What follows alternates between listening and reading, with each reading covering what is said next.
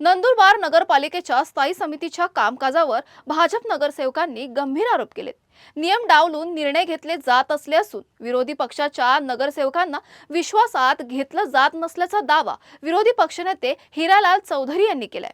आधी काम करून घेऊन नंतर टेंडरला मंजुरी देण्याचा प्रकार सुरू असल्याचा आरोपही त्यांनी केलाय।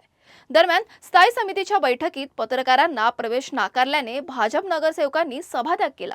पालिका सभांचं कामकाज पारदर्शक असावं, पत्रकारांना प्रवेश आणि सभांचं चित्रीकरण करण्याची परवानगी द्यावी अशी मागणी करण्यात आली।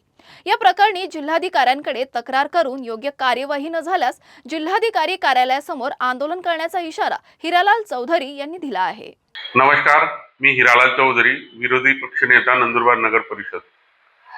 आज रोजी स्थायी समितीची बैठक आयोजित करण्यात आली होती। सदर बैठकीत पत्रकारांना प्रवेश, चित्रीकरण हे करण्याचे आदेश माननीय जिल्हाधिकाऱ्यांनी 6 मे रोजी दिलेले होते, परंतु सत्ताधारी याची पायमल्ली मागील स्थायी समितीचे प्रत्येक बैठकीत केले होते। मी मागच्या स्थायीला या ऑब्जेक्शन घेतलं होतं की पत्रकारांना येऊ द्या, आणि त्यावेळेस मुख्याधिकाऱ्यांनी सांगितलं की पुढच्या वेळेस आम्ही चित्रीकरणही करून पत्रकारांनाही एंट्री देऊ, परंतु यावेळेस सुद्धा चित्रीकरण नाही आणि पत्रकारांना प्रवेश नाही। मी नंदुरबार शहराच्या नागरिकांना लक्षात आणून देतो की कसं बेकायदेशीर काम हे सत्ताधारी करत आहे। कार्योत्तर मंजुरीच्या नावाखाली अगोदरच टेंडर प्रोसेस करून घेते आणि 10 लाखाच्या आतले विषय हे स्थायी समितीत यायला पाहिजे, त्याचे वरचे विषय हे जनरल बोर्डला यायला पाहिजे।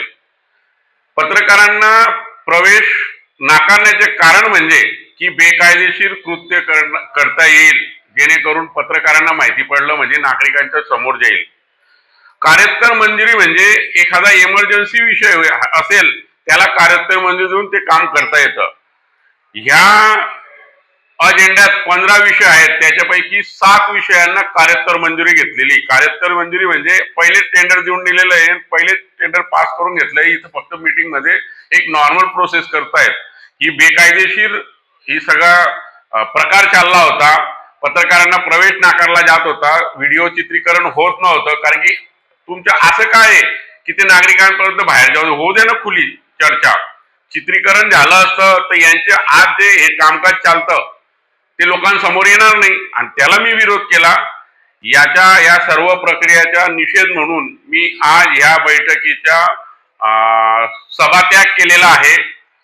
येणाऱ्या काळात माननीय जिल्हाधिकाऱ्यांना ह्या बैठकीच्या आम्ही लेखी तक्रार करणारच आहोत, आणि काय आपल्या जिल्हाधिकाऱ्यांच्या आदेशाचे पायमल्ली नगरपालिका प्रशासन सत्ताधारी कसे करत आहोत। माननीय जिल्हाधिकाऱ्यांना आम्ही सर्व भारतीय जनता पार्टीचे नगरसेवक येऊन त्यांच्या लक्षात आणून देऊ, आणि तसं न झाल्यास आम्ही जिल्हाधिकारी कार्यालयासमोर लवकरच आंदोलन करू आणि सत्ताधाऱ्यांना भाग पाडू। पुढच्या बैठकीत चित्रीकरणही व्हायला पाहिजे, पत्रकारांनाही प्रवेश द्यायला पाहिजे, अशी ही माझी मागणी आहे।